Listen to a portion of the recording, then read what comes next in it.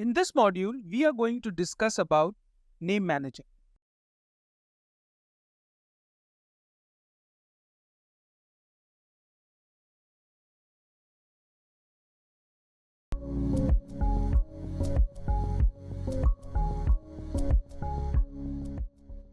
Where do we find name manager in our ribbon?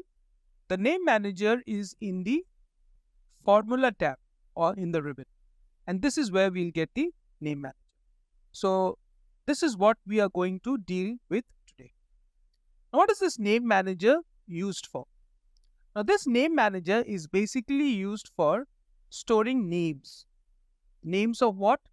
Names of a cell or a range of cell, so that we can use them in our formulas. So we can name any cell or we can name a range of cell and then use it in formulas. Normally, whenever we are using our formulas, we normally refer to cells range, and that is a number. Like for example, if I want to know the total unit in the invoice, so all these items adds up to the unit. So I will do what? I'll say is equal to sum, open parenthesis, and drag this. And then close my parenthesis and say enter. Now this tells me the total number of unit in the invoice. Now if I go and look into the formula, this range is being given some numbers like D7 to D11. Now the question is whether we could give a name to this range rather in number. The answer is yes. And that is basically done using this name manager. There are other ways as well, the shortcut ways. So we'll learn both the shortcut ways as well as using the name manager. So let's start. So what we'll do is I'll just delete this formula. And then what I'll do, I want to give name to this range. And the name I want to pick up from the column header. So this range has a column header, or this range has a header on top of it, which is called as unit. And I want to refer to this range of cell as unit. So how do I do that? I can do it in multiple ways. Number one, the most easiest and common way is that I can just select this range and then go here and just go to this address bar here and then type unit and say enter. Now if you go and select this cell, you'll see D14 here. But when I select the entire range, I'll get unit. So it's no longer referred to as D17, D7 to D11. You can still refer it though, but now you can refer it with a name.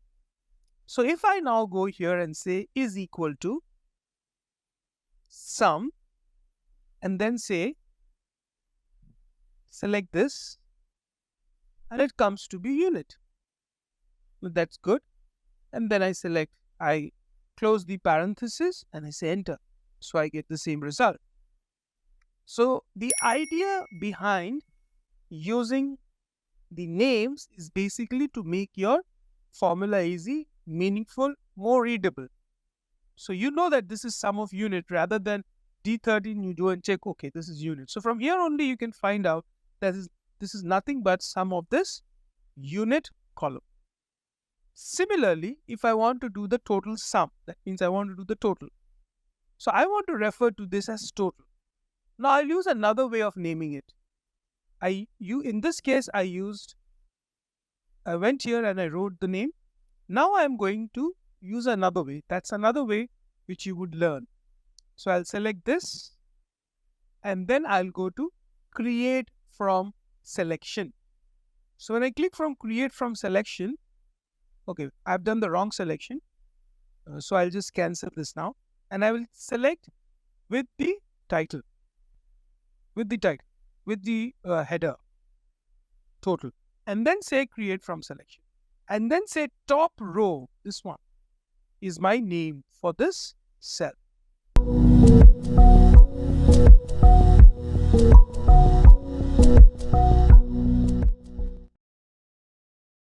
So in one go, I will create the name for this cell.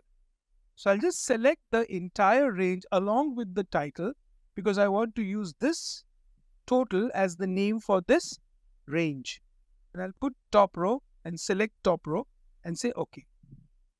Now if I go and say is equal to sum, and this time I could actually go and select and I'll get a total. Or what you can do is you can also say function F3 and you will get all the names here which you have created on your worksheet, on your workbook. Now total unit we created earlier. Now we have created total. So I'll select total and say OK. Same thing, and I'll close my parentheses and I say enter. So now you get the total. Right? And the third is total item. That means the count of item, for example. So what should I do? I should also give a name. Suppose I want to give this. I want to select this. So I can go here, create from selection. Now I'll use the third way. So here I can use a define name, or I can click on the name manager and I can say new. See, in the name manager, I can see all the names I have created so far. Okay, I'll come to the details of what it is. So I can go and create a new. And then I can say, what name do I want to give? I want to give it a name code, which is this name. And what is refers to? It refers to A7 to A11. What is the scope? So the scope can be either to the workbook or to the worksheet. So if the scope is for the workbook, then this name is available to all the sheets in this workbook. If the scope is to the sheet 1, then this particular name is only available to sheet 1. Now in our case, there's only one sheet, hence this is available only to the sheet 1. But if you add another sheet, you are still able to use this code in that sheet. Why? Because the scope of this is workbook. And this refers to sheet 1, $A, $7, $A. So it refers to this range. Okay. So I create a code. Now what I do, I have done this and I'll say close. I've done it. So now I'll say is equal to count, right? A, and then starting parentheses, function F3 or simply F3 would also do, code, OK, and close parentheses and say enter.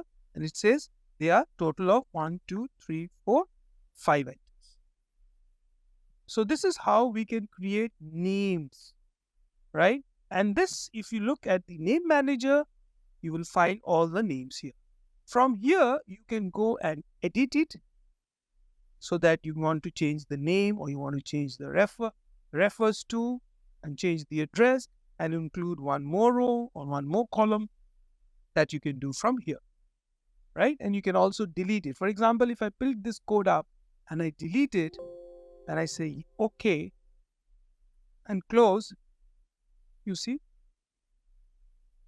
so it is referred to code. That means it is creating this as a value, right? So that is not the case. So now it's not considering code as an address, but rather it is considering this code to be a value and counts this as 1, right?